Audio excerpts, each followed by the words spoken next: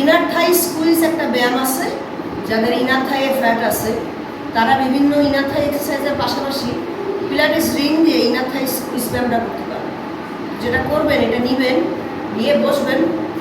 বসে হাঁটুর যে মেডে এই পোর্শনটা জোড়াটা এখানে হচ্ছে এই জিনিসটা হ্যান্ডেলটা এভাবে দিবেন, প্লাস এই পাশে দিবেন, দিয়ে